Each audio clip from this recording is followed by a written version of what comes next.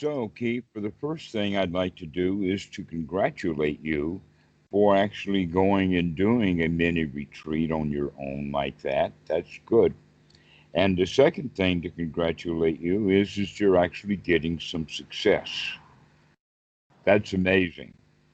You would be surprised at how many people spend how much time meditating and they ain't got no satisfaction. Yeah. Is that a Rolling Stone song? Yeah, so that's, yeah, I'll let you use the word awesome in the sense of awe inspiring. Or, oh, I got it. Okay, so that's how we mean is awesome as opposed to the Western normal way of using it. So now you said that if you could get into that state and stay there, that you'd die happy. Well, actually, the goal of dying happy is a very good way of looking at it. That no matter how obstructed the mind gets at the point of death, I can clean it out and watch the process of dying happily. That would be nice. Well, what prevents you from doing that? You forget. Yeah, and then what happens? Let the hindrances come in. They take Which over. hindrance, and which hindrance in particular is going to be coming in at the point of death? Fear. Fear, Yeah. exactly. That's an important point because if you recognize that the fear is the one thing that makes, in fact, you could see that the self preservation instinct that has been keeping you alive and keeps everybody alive at the point of death, the uh, self preservation instinct is actually for the first time failing. It's been successful, kept you alive all of this time, but now at the point of death, it's actually going to fail. It's not going to be able to do its job. Right. Okay. And that we also understand from many, many quarters that at the point of death, when something it is in death throes, the very worst comes out. Okay, like a cornered animal. Exactly. Yeah. Okay, that mice can get really, really vicious if they're only in the mouse trap caught by the tail. Yeah. But they're caught, and they know they're going to die, and they will bite. Okay.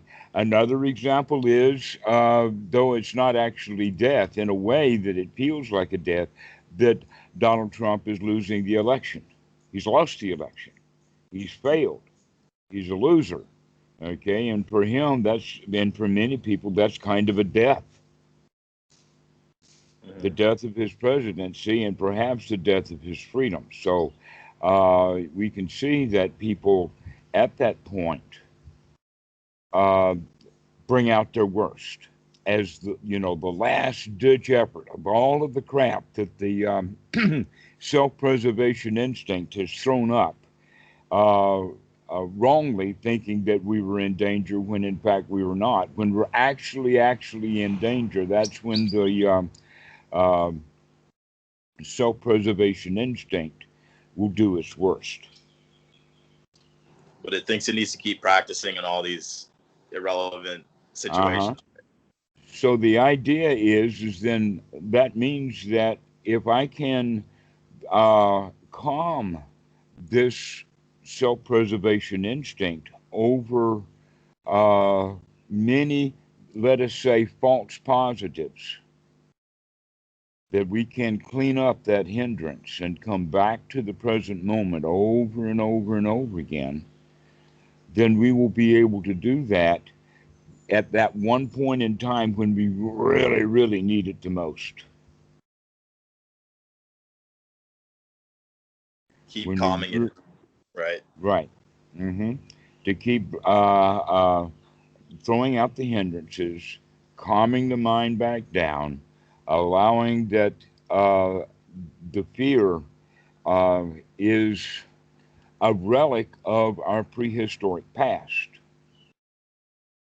and that fear instinct or that reptilian brain that we have in the back of the head, the posterior cortex, operates very fast. It has to for survival. In other words, if you see an alligator flying through the air about to pounce on you, you'd better react quickly. Yeah. Yeah, right. And so this is what a lot of the reptilian brain does. However, to take a thorough investigation, to look closely at what's going on and figuring things out, takes a little bit longer than a quick reaction, which means that we need to have our sati coming up pretty quick so that we can Gotcha. take a look, to wake up quickly and take a look rather than letting the reptilian brain operate in its normal fashion of when anything comes up, it's the first it's the first kid out of bed. Yeah. I find myself like checking in a lot, sort of like looking, it's like sati again. Like, let's see, like, is there anything here? And then it's Mm-hmm. nice when you see like there's no hindrances, but you know, it's like continuously looking. Is that how you sort of train that? Mm-hmm. Well, not we use words differently than continuous. Continuous has a word that or has a meaning that is fraught with the possibility of failure. In other words, if it's continuous but you have a tiny little gap in it, then somehow that's not continuous. Right. All right. And Yeah. so that's setting ourselves up for failure. A much, much better way of looking at it is the quality of unremitting. Okay. Unremitting. An example of that is playing a drum. Okay. Do you play a drum with the mallet consistently? In other words, here's the drum head and here's the mallet. Is this the way you play the drum? No. No. No, but what you can do is you can play the drum intermittently but consistently or unremittingly.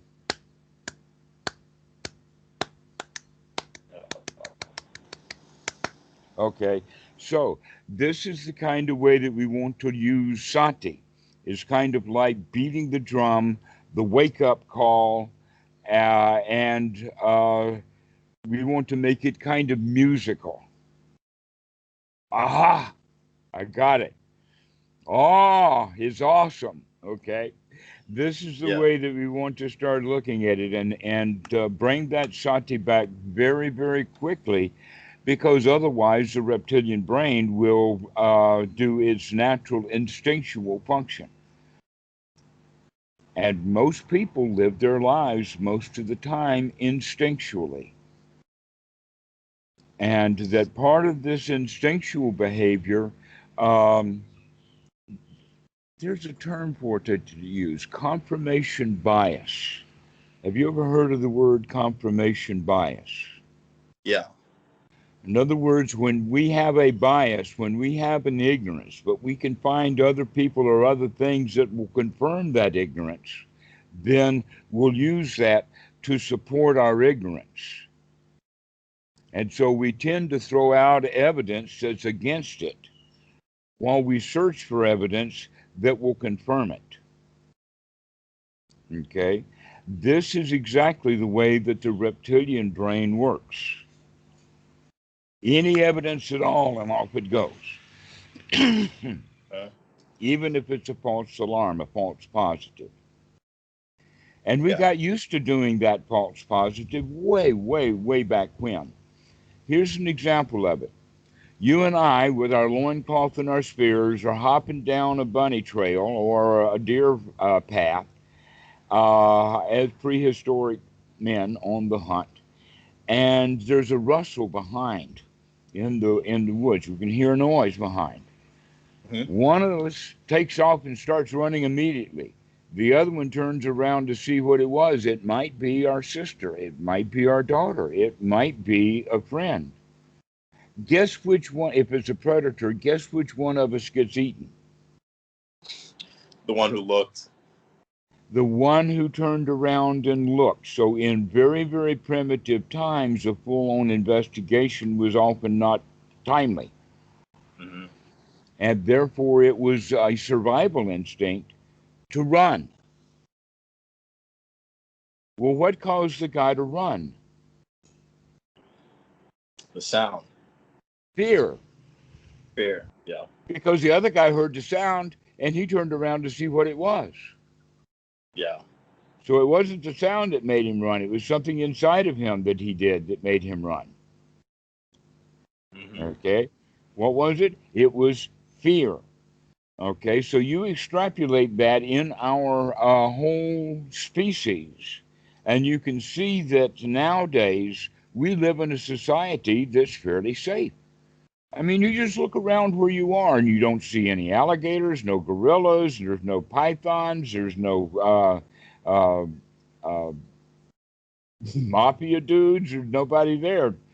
And yet, the instinctual fear that we were born with and raised in with our DNA, and children spend a lot of time in fear unnecessarily because of this instinct. That in fact it's been known a long time that when a baby human being is born, it is born as an undeveloped animal, but a wild animal. And so the whole idea then of taming that wild animal is left to an unwise culture, and that unwise culture means that the mistakes that our parents made with us as children, we're tending to make those same mistakes with our own kids.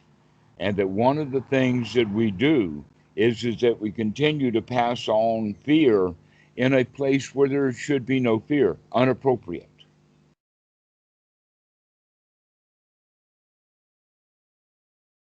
So, can I ask you a question about the sati before we move Yes. on to that topic? So I was just gonna ask because, like you said, that the sati is like playing a drum; it's constantly coming back, unremitting. That's where we want to get it to. Does it come to a point where maybe like each sati like drum tap that you do resonates more? So like it's just like a louder tap or like lasts longer, or is it just a matter of it getting faster and faster? Actually, both. Okay. Here is a clear example in that regard.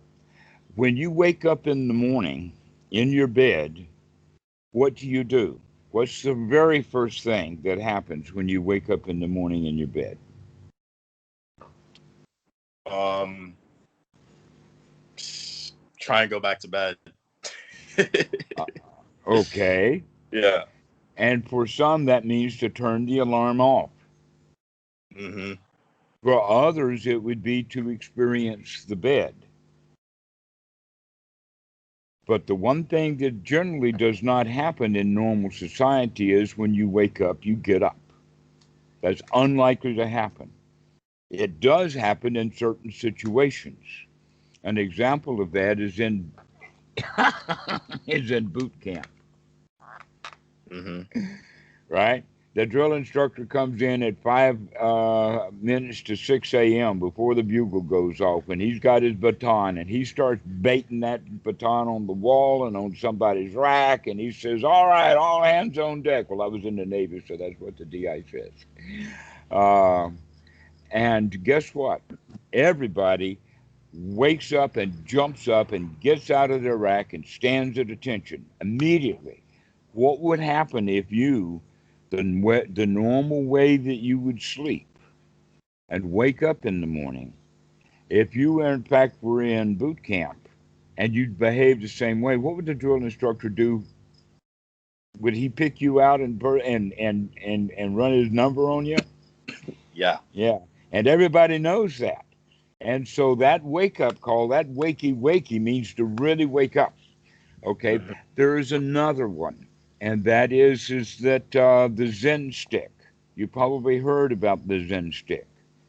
Basically, the Zen stick is a piece of bamboo, slender bamboo that they have slit and made a slit in it, and in fact, shaved out some of it so that when the bamboo hits, the two pieces slap together, making a noise. And so Mm. is in and so the noise of the Zen stick is independent of how hard the guy is getting hit. Now, here's the question: who gets hit with the Zen stick? The guy who's slouching. The guy who is not aware that the DI is in the room or the Zen master is in the room. He does not know the Zen master is in the room. He's the one who gets hit. Everyone else is aware that the Zen master is in the room with his Zen stick, and so they sit up just a little bit. They will come to a little bit of attention. Okay. Now, later in the practice, the Zen master is actually going to come into the dormitory with his Zen stick. 2 in the morning, 3 in the morning. Guess who he's going to hit? The guy who's The sleeping. same dude, the guy who doesn't know he's in the room. Everybody else has got the job to wake up. How do they know to wake up if they're sleeping? They need to be alert to that. Mm. That in fact he's probably going to sneak in and do it quietly, and they still need to wake up or get hit. So, so do they just sleep very lightly? That's well, no, it's the other way around. They the good practitioner learns to sleep deeply, but to come out of it immediately, Mm. Okay. to Wow. wake up, to really wake up. Okay. Now, normally what happens is that when people are asleep and they're kind of half dreaming or in a dream state, then if a noise happens in the room or something on the outside, they will incorporate that into their dream. Hmm. They will just add it to the dream without actually waking fully up. Right. I had an Okay. experience this morning, kind of, which was just like I had great sleep. What I noticed is that like when I try and go back to bed, I'll end up having like I try and go back to bed. Once I try and go back to bed, I'll end up having like these dreams where I've heard them like described as like maybe hypnagogic. I don't know if that's like the same thing, but like these really weird dreams, and like I'm kind of like in my bed, and it kind of seems like real life, but it's not. But like I know because I'm like in my bed, like in the dream, and I can like hear people talking, and like that's not really happening. And like I'll get up, I can't really function, but I'm not really up. I'm in bed. I just thought that was an interesting thing. Yeah. Okay. Now, um, what happens normally with students, and you saying that you're getting a bit past this already, and congratulations. One of the things that happens though with people is when they're sitting in meditation and sati arises, it only arises enough to where they can see that the mind is in hindrances. And then they go right back into hindrances with the idea of, oh, this meditation is hard. Oh, the monkey mind. Oh, I may not be practicing correctly. All Mm. right. And so Yep. we kind of half wake up. It's like waking up in bed, but not getting out of bed. We wake up to the hindrances, but we don't wake up enough to get out of them. And so there are actually now various levels of sati, that the mind can be bright, it can be exalted, it can be dull, it can be scattered, it can be collected. All of these different types of minds that you can have, that needs to be investigated. What's the condition of the mind right now? Is it sharp or is it dull? Are you tired or are you fully awake? and start to watch the fact that the mind and the body is going through changes throughout the day. All the time, things are constantly in motion, constantly changing. And yet, It was if we think, harder. go ahead. I'll say it was definitely harder to wake up to hindrances like in the morning, or even when I'm in bed, like, when you just wake up and you think maybe, okay, like, sometimes when I wake up, things aren't so great. Like, it's like, I'm having all these hindering thoughts coming in. I think I can just push them out. But if I'm not really awake yet, it's very difficult to do that. Okay. As we learn to clean out the mind many times during the day, generally what's happening in sleep, and we'll have a whole long talk about how to practice when you're in bed. But I will say that people who have a lot of hindrances and worries during the day will be the ones who have mostly dreams or have most of the dreams at night. And so if you wake up with a mind really full of hindrances, that means that you probably woke up from dreaming. And so the right way to prepare is before you go to sleep, is to go to sleep with a mind that's free and empty. It won't have much dreaming, and when you get up in the morning, it'll be free from hindrances and you can wake up easier. Okay. Okay, so practicing your Anapanasati that you're already practicing while you're in bed with the idea, you see a lot of people get worried, oh, I've got to sleep, oh, I've got work to do tomorrow, oh, I've got to do this, that, and the other thing, and then they'll spend their time in bed thinking about all the stuff that they've got to do. And they don't go to sleep. Mm-hmm. And then because they're thinking about the day tomorrow, they're wasting time or not getting the very sleep that they hopped into bed claiming that they demanded. So it really has to do with the quality of sleep, not necessarily the time duration. So if you can get your mind in a relaxed, comfortable state, then the kind of thought says, oh, I've got no place to go and nothing to do for the next 8 hours. I can just lay here and enjoy this moment. And just lay here and just enjoy, just empty the mind and just breathe and let sleep come naturally. And so this is a way of doing it. But let's get back to the idea then that sati has both a slow and a quick quality, and also it has an amount or a degree quality.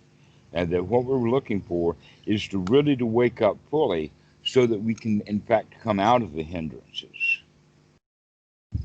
Now most people are in the kind of state where they when their sati when they first start practicing, their sati is not quite up to it, and so they will in fact uh, continue with the hindrances even though they wake up to them. Um, this actually leads to the fact that what we're practicing here is actually something that can be used throughout all of our lives, whatever that life is.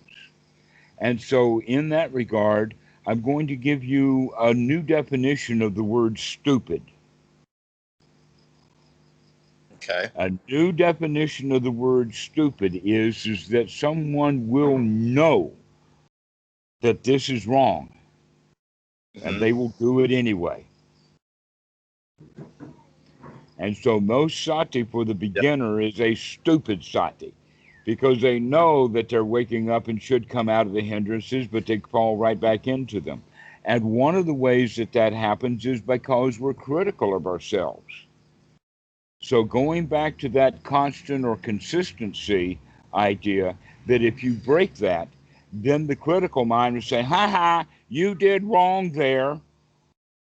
Now we get into the habit of being critical with ourselves a lot because our parents were critical of us and our teachers are critical of us. That when we're first newborns, we require a lot of nurturing. We can't change our own diaper. We can't feed ourselves. We're just little dudes. We can't crawl onto the furniture and all of that kind of stuff. So in the beginning, um, in kind of also the brain is not fully developed. We can't use our hands very well and other things like that. So as we develop the skills for the first 5 or 6 years, that's when the nurturing changes into trying to teach the child how to behave and what to do and don't touch that and don't eat this and don't do this and that don't is actually now built up, stored up, and remembered. And we become critical of ourselves. So we have a whole lot of don'ts that are built into the mind. And when we are just waking up and only have a little bit of sati, that stupidity of you're doing it wrong, criticism will likely to occur. So be careful of that because that's going to be a big issue for you for a long time, that you're critical when you could be nurturing to yourself. So think of it as nurturing. And this word critical and nurturing comes out of TA, where Byrne is talking about the parent ego state. The Buddha refers to this as Sila Bhatta Paramasa, or the second fetter, or the second underlying tendency. So actually, he's talking about it not as an underlying tendency of the instinctual brain, but he's talking about it as kind of an instinctual behavior that has been learned over many generations and is stored that way, but not in the reptilian brain, but rather in the mammalian cortex. That's where all of our language and concepts are stored. Mm-hmm. And that's where all of our rules, all of our rights, rules, rituals, shoulds, woulds, coulds, have, do's, perfections, rights and wrongs, and all of that is stored. And it's stored in an instinctual way, in the sense that this is what we would call nesting instinct or herding instinct. Yeah. That we go, it's our socialization, in fact, except that our socialization is not taught through nurturing, it's taught through criticism. And so when the kids go to school, they say, the teachers will say, sit down and learn your ABCs. Draw your A, draw your B, draw your C. She'll go along, and any kid that's having daydreams or enjoying his moment or doodling with his paper, and the teacher will freak out. Or if it's a preacher, he'll freak out even more. And that freak out is what we learn. And so then when we are meditating and we find that the mind has wandered away from the breath, we kind of have a mini freak out because we're acting stupid. We don't recognize how dangerous that is to be critical of ourselves. Well, guess what? You've been critical of yourself for so many years now. Everybody does it. Now it's the time to become nurturing.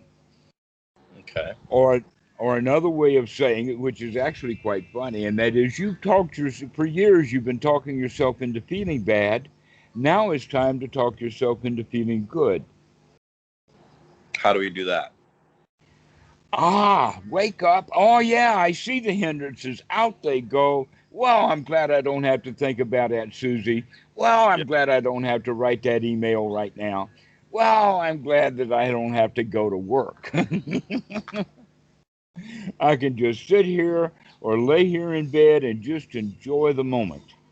That's how, is by talking ourselves into this is nice. Wow, what a beautiful day it is. Can I give you one example that I had earlier on that I thought was really interesting? Because this came at a time when I was like, I think I was having a good time being able to throw out hindrances, but I had seen this thing pop up on my phone, and it was a text, and it said something like I hope none of you weren't in the car on this overturned car. It was like my family group text. So they were saying like they saw a car like turned over like maybe a highway where like they were driving at, and they're like, I hope it was none of you. And then I just saw that, I was like, okay, I just like disregarded it, like went to do my meditation. And then it kind of popped into my mind, like, oh, what if that was my mom? And I was like, I started feeling bad. Like I felt something, like I located it like in my chest. And then I said, you know what, like, wait a minute, like I can throw this one out. Like, I can throw this one out. But I noticed that it was like a little bit more potent than some of the other hindrances that I come up with. So I gave it a name. I was like, okay, Mr. Turd, like we did before. Mr. Turd. I started breathing with it. And I noticed, I came to a point where I was like, you know, I really do believe I could throw this out. But then a second voice came in and it said kind of like, that's, you know, you're supposed to feel bad. Like, that's your mom. Like, that would be, you know, like, that's your mom. Like, what if it really is her? That's like not good. But then, you know, I came in with some wisdom, I would say, as I said, like, you know, me, I don't have to feel this way. Like, me feeling bad about it, even if that did happen, like, wouldn't help the situation. Right. Even if it happened, you can't help by feeling bad. Exactly. And like after that, I was kind of And into the. yet, look at how much it's built into the culture. Mm-hmm. That when they're sick, we feel sorry for them. Or when we apologize, instead of saying, I did wrong, I screwed that up, and I offer an apology. No, we don't say that. What do we say? I'm sorry. Yeah. Now, recognizing that we've done wrongdoing, that's important. But if in fact we're a Dhamma dude, we are actively and gladly seeking out our wrongdoing because we learn from our mistakes. But if we avoid our mistakes, if we don't want to admit that we've done wrong, or if we do wrong and then we have to feel sorry because we've done wrong, then we don't want to feel sorry. And so we will deny that we've done wrong. This is part of our culture that we're supposed to feel sorry and say that we feel sorry. And that what we're doing is, in that regard, is that, okay, I've already punished myself enough. You don't have to. By me saying that I'm sorry, that absolves you of the responsibility of beating my butt. Mm-hmm. So, that in that in so the fact in the time. Go sorry. ahead. I was going to say, so the apology is different from the sorry. Right. A real apology, a heartfelt apology, is to bind friendship, not to bind people into a mutual pity party. Mm, yeah. Or into But like a victim mhm. versus, you know, Well, both predator. of them are victims. At that point, I've done him wrong. He's a victim of what I've done wrong, and now I realize that I've done wrong, and I'm sorry for what I did, and now I'm a victim too, and everybody's a victim. Yeah. But if So you I should do just wrong and acknowledge. I know that I did wrong and I recognize that I did wrong, I can actually offer him a nice gift and an apology, and we can be good friends. And no pity party needed. Okay. Okay. So this is the kind of way that we begin to look at insight, that even when we've done wrong, that's just merely an opportunity to improve. So when the mind wakes up enough of sati to recognize that the mind is in hindrances, beating ourselves and saying, oh, I'm sorry for having lost track of the breath, is not the right practice. The Yeah. right practice is just to drop that and say, never mind, start again. Come back to the breath and start again. Now, Okay. in the process of this starting again with that sati as number one, we are actually now going to be developing a lot of skills. One of the skills is the right effort. The one's right effort is to, in fact, to not allow those bad thoughts and feelings to continue.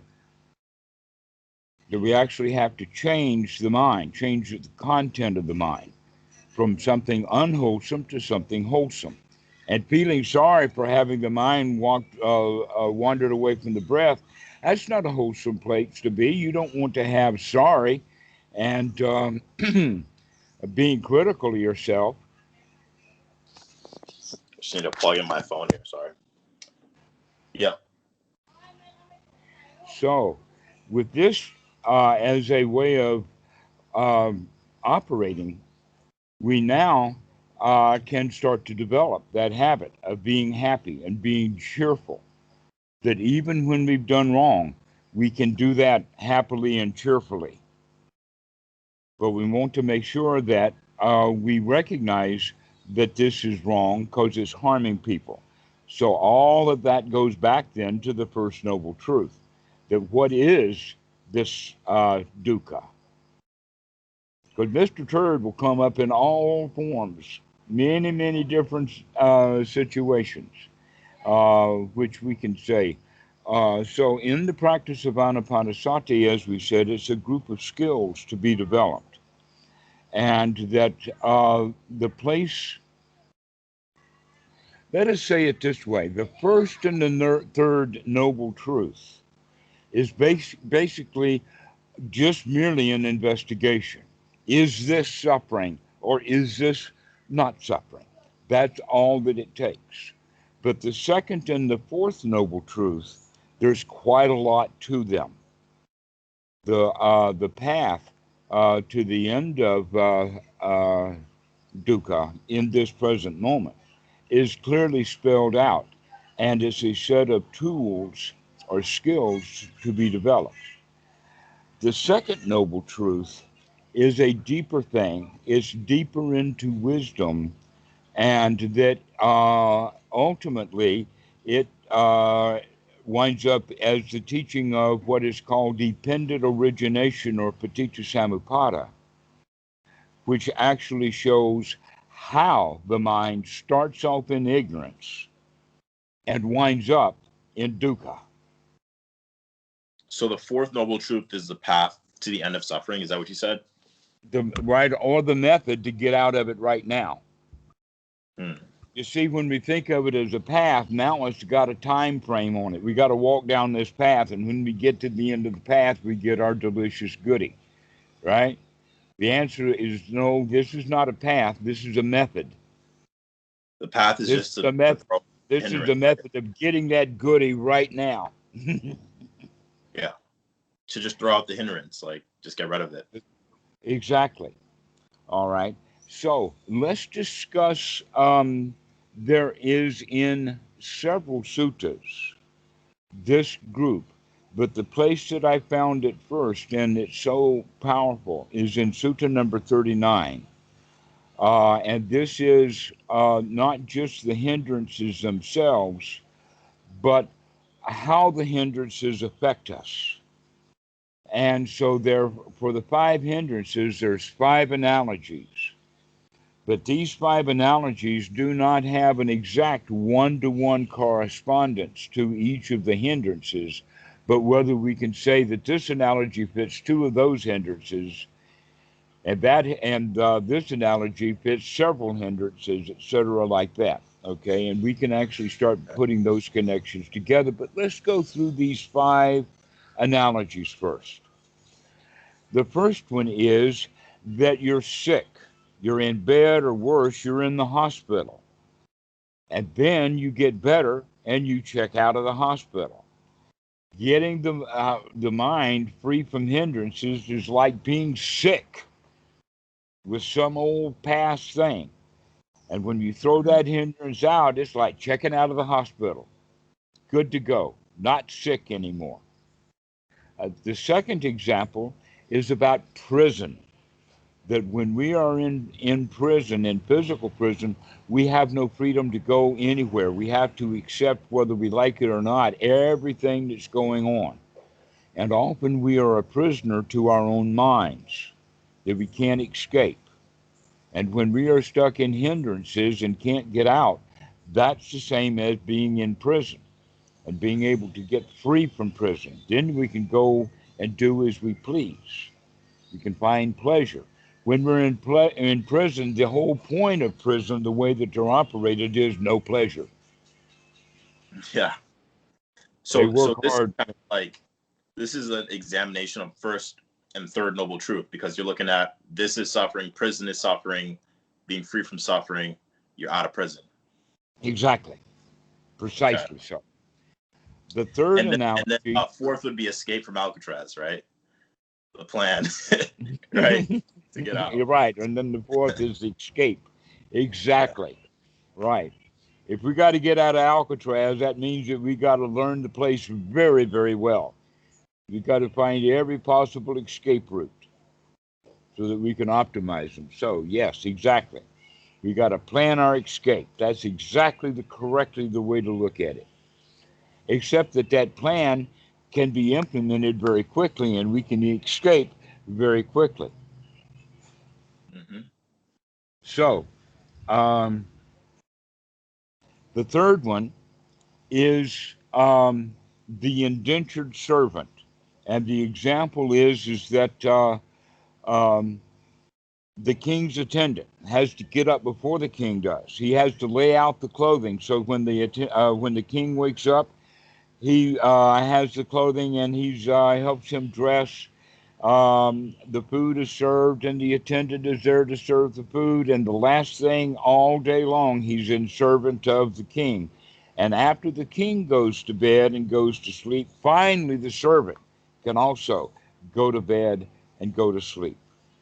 But throughout the day, he actually has a job to do. And he has, but if he just merely walked out of the palace, he could escape.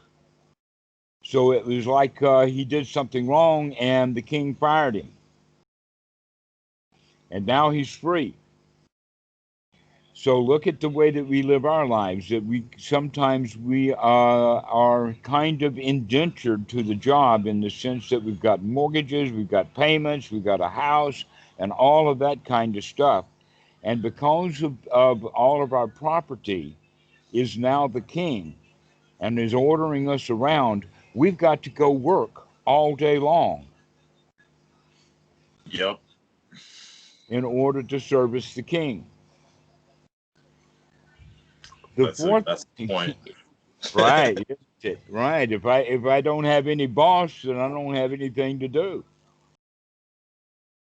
Very And true. often we ignorantly we think that, oh, if I buy that house, I will have great freedom. It'll be really a joy to own my own property. Guess what? You don't. The bank does. You live in the bank's house, and the bank's going to come get it as soon as their first opportunity. Yep. That happened in 2008 by the millions. A lot of people thought they owned their house, and they worked and slaved hard. And then they were so much suffering when they lost that house, when in fact all they lost was a boss. Yeah. I'm in real estate, so I would know. You know what I'm talking about exactly. Yeah. So, um, funny that I chose that particular analogy of the king being the house. Synchronicity. Synchronicity, precisely. Okay. The fourth one is actually related to this in the sense of being in debt. Mm-hmm. Imagine that you are in debt and that for maybe a business deal and that you uh, borrowed the money, you bought the property, and then you later sold the property for a profit, and you're out of debt, and you've got enough proceeds to feed the family. And boy, doesn't it feel good to be out of debt. Well, guess what? The hindrance of wanting something is like being in debt. And we have to pay off the feeling of wanting by buying that thing or getting that thing. And so we're constantly feeling like that we're in debt, that we got to pay something off. We got to go get something, got to go get something done.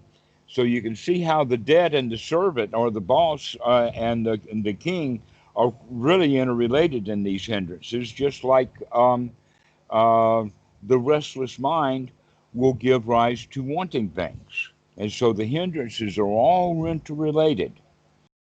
Now, the last analogy is the analogy that you're out on a trip.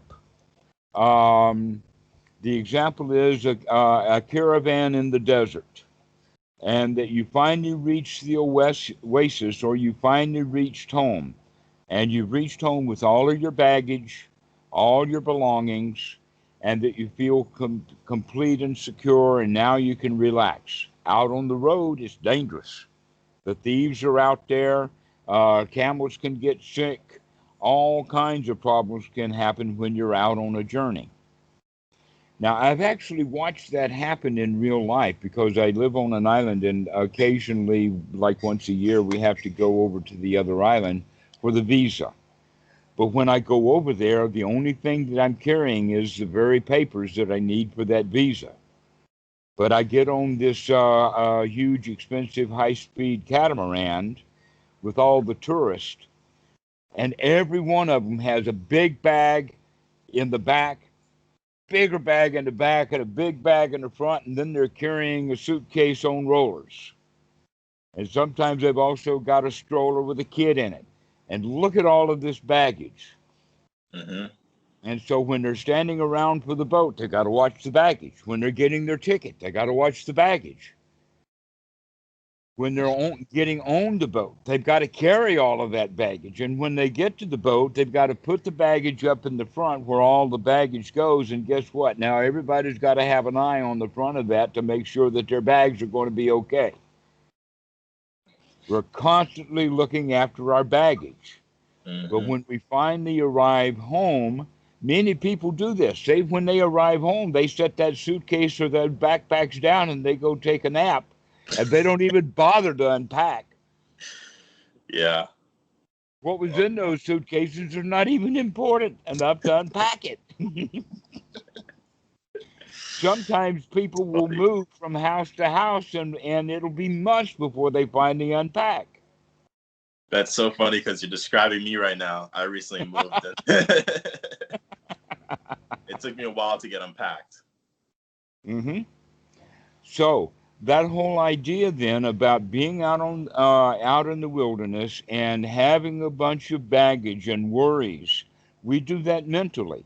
We think that in fact that we're out there trying to protect our baggage. This is what daydreaming and worry is all about, is worried about something, worried about all the baggage.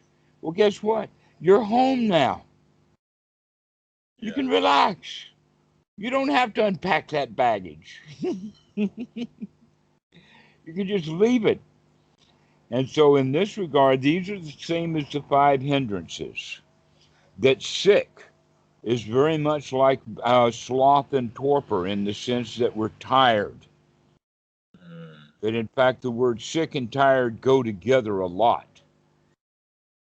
That people can't just be tired of something, they got to be sick of it too, okay? Yeah. All right. So, when the mind gets tired, it's kind of an illness. It's kind of like being sick. But by taking a few deep breaths and getting the body oxygenated and getting some of the pollutants out, because in fact, a lot of the stuff of let us say, tiny little fragments of amino acids will stay in the blood until it's finally cleaned out by the kidneys or in the lungs. That the lungs actually breathe out a whole lot more stuff than just carbon dioxide. But even the carbon dioxide is an acid in the blood. That this is, in fact, how the reptilian brain works. It's almost a truly automatic pilot in the sense that there's just a little mechanism in the brain that can test the pH level of the blood.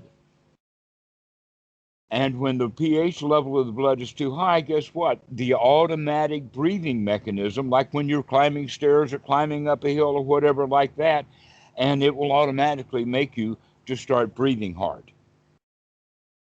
Right. Yeah. Right? Okay. Well, we're going to start doing that wisely, consciously.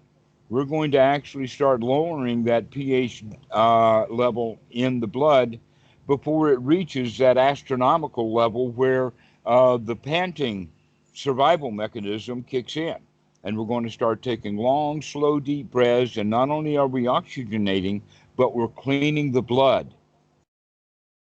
And one of the things that you've noticed, have you ever been under the covers with a friend, the two of you there under the covers and both of you breathing? Guess how long that lasts? Not very long. Not very long. Why? Because the air in that under those covers gets stinky. Yeah. It Or you run gets out of, stinky. you start to feel claustrophobic. Well, the feeling of claustrophobic is because of the other stuff of feeling stinky.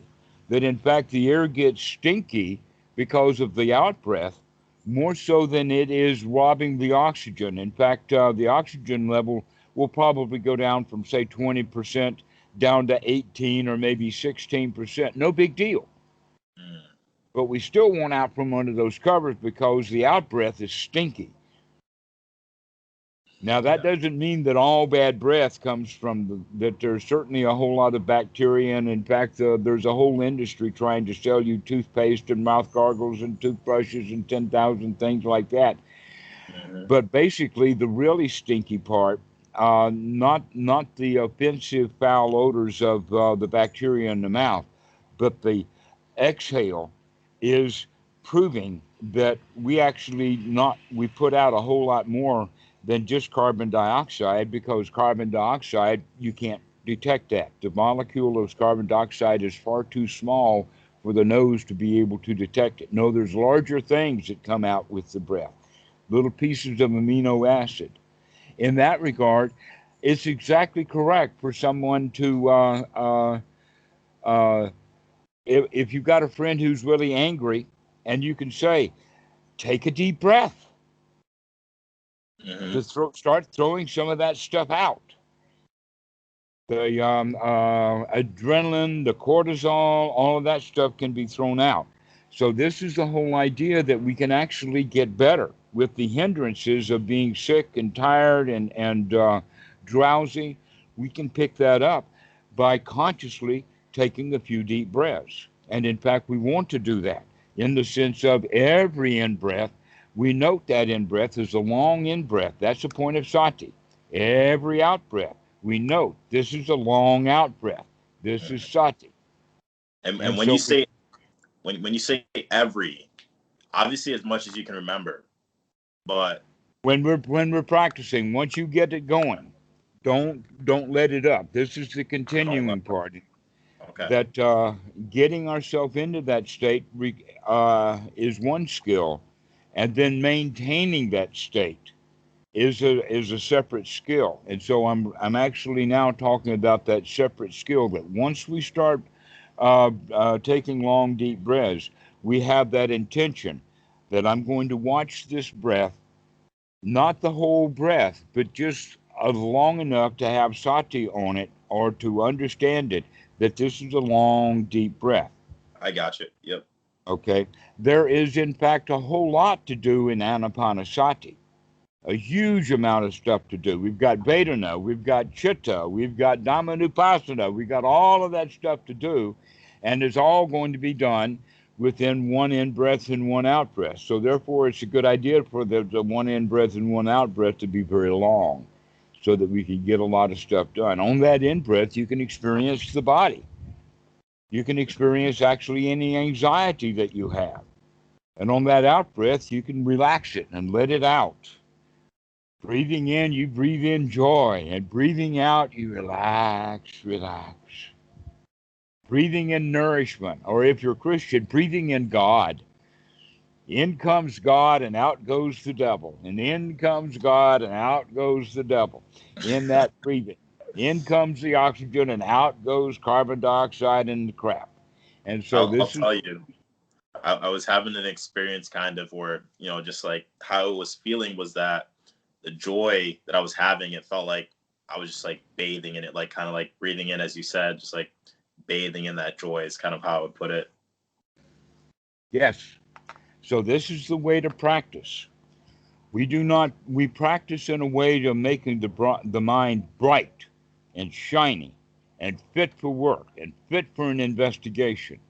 But most of the Western mentality about meditation is it's something that you do still and quiet, and you go deep in meditation. Mm-hmm. Well, deep into meditation is actually a kind of a prison. And not only that, but it's kind of an illness in the sense that this deep meditation happens after someone's been sitting for a long time, which means now their mind is tired. They're not breathing well, the mind is tired, they go into a kind of half sleep, half daydreamy state, and they think that that's meditation and that is where they're going to get insight, and that's where the bliss will come from. If I sit enough for hours like that, maybe 10,000 hours, maybe 30,000 or 100,000 hours of sitting meditation, of being in a stupor, and Mm-hmm. then bliss comes. Is that considered the second, like the other jhanas? Is that what you're saying? A Or lot of people do not know what the jhanas are, and so they confuse these deep mind states as Mhm. jhana. Okay. But in fact, the jhanas are very bright, Mhm. open. You have lots and lots of input. And in fact, the higher the jhanas go, the more input that you have, and the less the mind is in operation. And we'll talk about how that works. But I will introduce you to this, and that is that we want to develop wisdom at the point of contact. And what I mean by developing wisdom at a point of contact is anytime anything impacts you, you're going to have a feeling about it. If you are wise at that point when things impact you, then the feelings that come up will be wise. For instance, if you don't like something and you don't like it ignorantly, then it's quite likely for that to lead to grasping and clinging in the form of anger. But if you are wise at that point of contact, when you hear, let us say, the baby cry, or maybe not baby cry, that's nurturing. The You hear emails the coming. kid, you hear the kid having a tantrum. Okay. Okay, what does mom normally do when the kid has a tantrum? A lot of women will raise their right hand like this. You know what that means? Yeah. They're gonna hit him. Yeah. Yeah, that if you don't shut up, I'm going to hit you. Okay, well, what is that? That means that the mother does not like the kid having a tantrum. But instead of not liking the kid having a tantrum and recognizing that the child needs nurturing now, she Hmm. becomes critical. She becomes angry. She has no sati. Mm. So we need to become No. nurturing at the point of contact. Yes, and the way that we do that is through wisdom. We have to wake up. That's our sati. To become wise at the point of contact of our feelings, so that when we like something, that does not mean that we have to go pursue it. Mm. We can just like it. Yeah. Okay. Now, in fact, I'm actually introducing to you now the teaching of Paticca Samuppada. This is how the mind works. If you are wise at that point of contact, then when the feelings arise for it, you don't necessarily have to raise your hand and perhaps even slap that child. And that you can recognize that when the child is having a tantrum, it's because normally he's not getting what he wants. And when mom raises that hand and starts yelling at the kid, now he's got two emotions that are directly in conflict with each other, both fear and desire. And so the kid's really messed up then.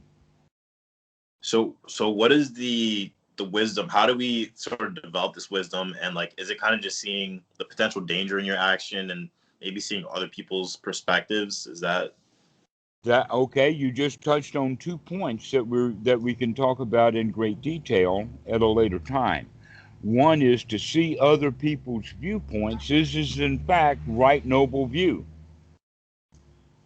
okay? Okay. And there are three kinds of views in the Buddha's dispensation. One is wrong view.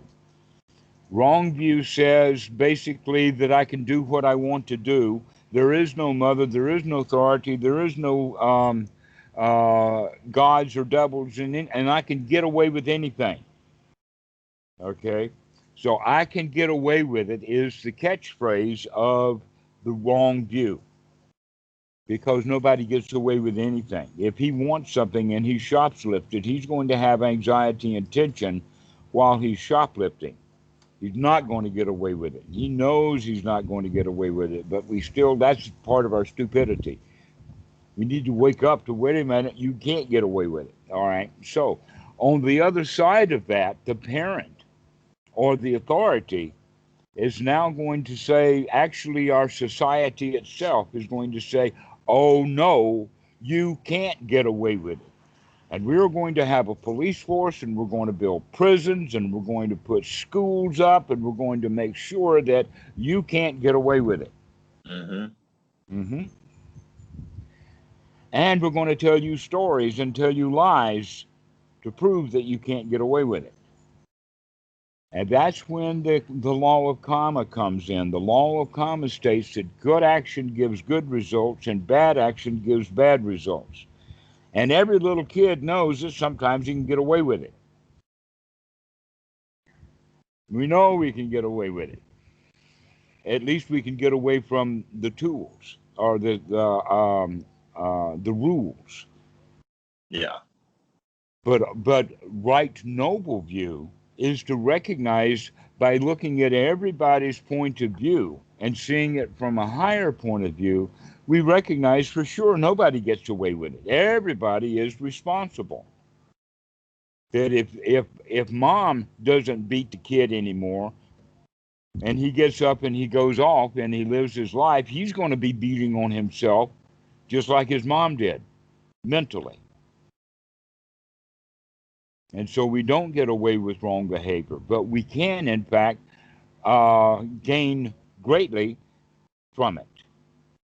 So that whole idea then that we were talking about earlier of sorry in an apology, that's it. That's the communication between the ordinary right view and wrong view. Wrong view says I can get away with it. Ordinary right view says no, you can't get away with it. And so ordinary right view wants to punish you. And so you say, I don't want to get punished, so I'll say I'm sorry. That in fact saying I'm sorry often gets us away with it. I feel bad, therefore you don't have to punish me. I already got punished. I punished myself. And guess Yeah. what? Now we go punishing ourselves for any and every little old thing for the whole rest of our lives. And that's a favorite game that students play in the beginning of meditation, is to punish themselves when the mind wanders away from the breath, instead of, aha, caught it again. Yay! We can do this. Mm-hmm.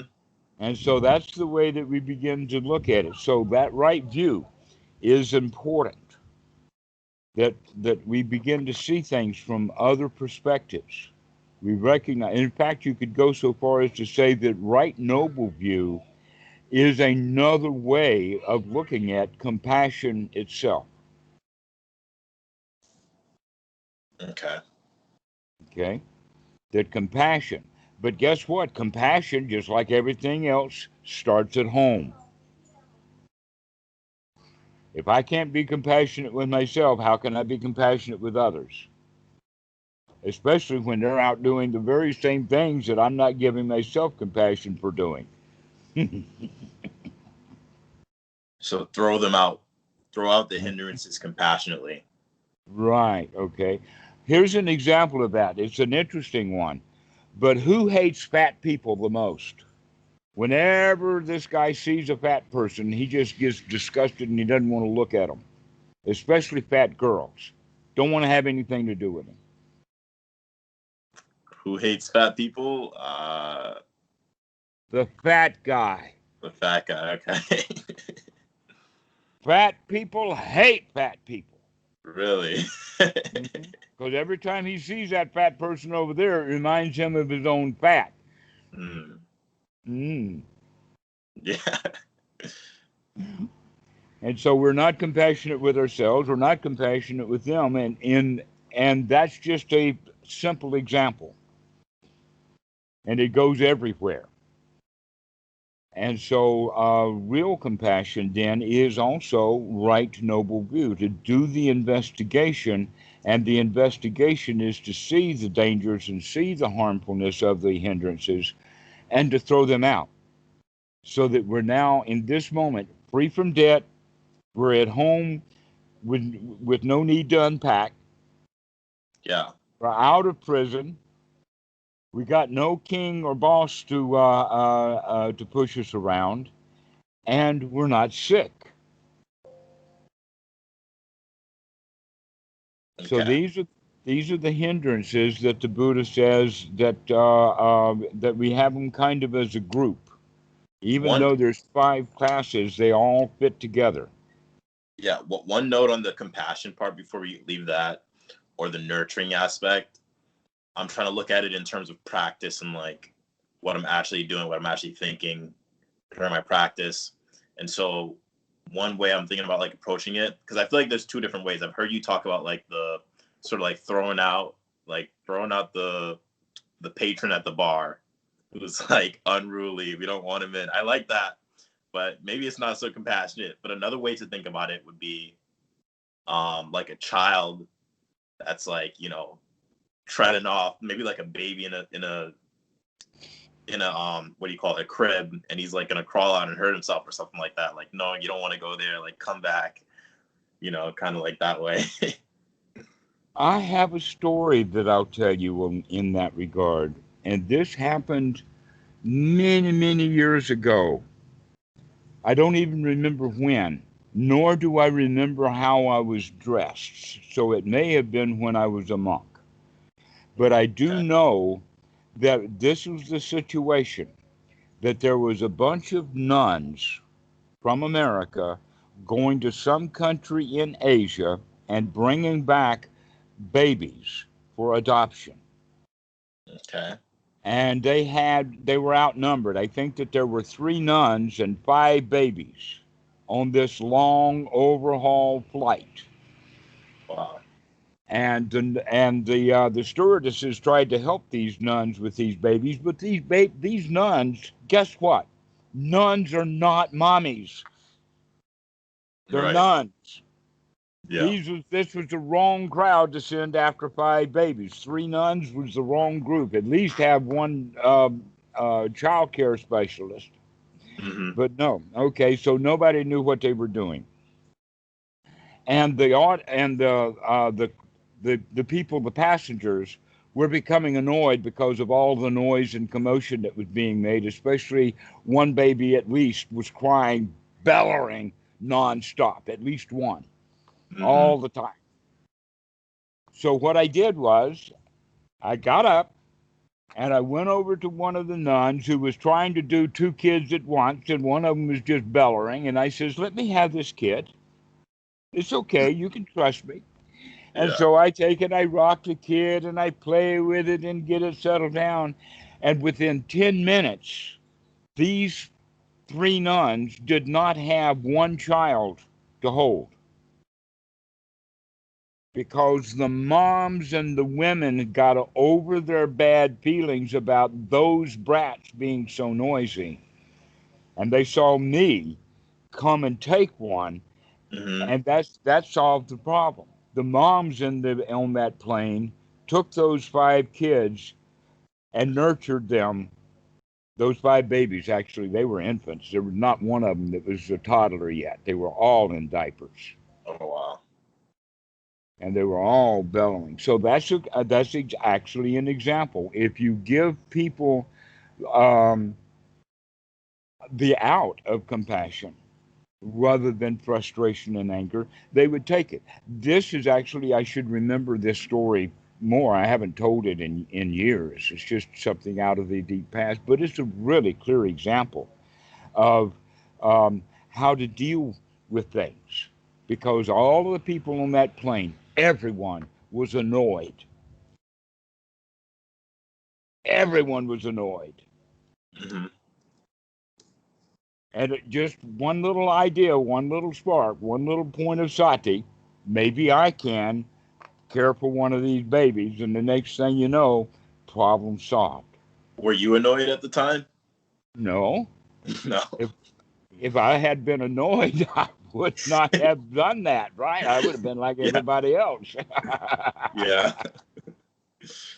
So, something was coming to mind with that, which was, this is kind of reminding me of a phrase like "go first" in a way, where, you know, like, I guess you go first, like in your mind, like your prefrontal cortex comes in, sati, and says, "This is how I'm going to treat you," and then maybe after that point, you know, you develop that skill, that habit, and now you're constantly coming in with that nurturing aspect, and maybe like, I don't want to put it into magical terms, but like you just get used to being more compassionate towards your mind, and then that helps your development a lot. That's You kind of how I develop see the it. skills. That's the whole point. It's not Yeah, magic. That is to remember, to wake up, to act wisely, to do something appropriate here rather than something inappropriate.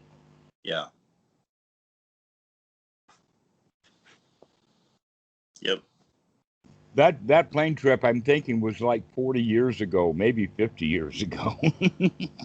Wow, planes were a different environment back then, huh? Oh, sure. People smoked. Smoking on the plane. That's interesting. Okay, well, let's finish this talk up. I think that we've gotten some more inspiration for you to recognize that you can, in fact, see these hindrances very clearly. When you wake up, you can take a look at them. But Yeah. the normal thing that people do when they catch the hindrances, they just put more on. We actually have to come out to wake up fully. One quick thing before we get off is that I noticed that like sometimes I'll go in with a more vigorous, like I try and like really like wake up like bigger, you know, so, or Uh-huh. maybe sometimes I'll come in with like a That's maybe right. a Think muted one. about that. Wake up bigly. Yeah. Okay. Wake up bigly. Yeah, because we're going to brighten the mind. I mean, this is not kind of meditation. This is got it meditation. There we go. All right. Nice. Okay, Key, we'll see you later. See you later. Thank you. Okay, bye bye. Bye.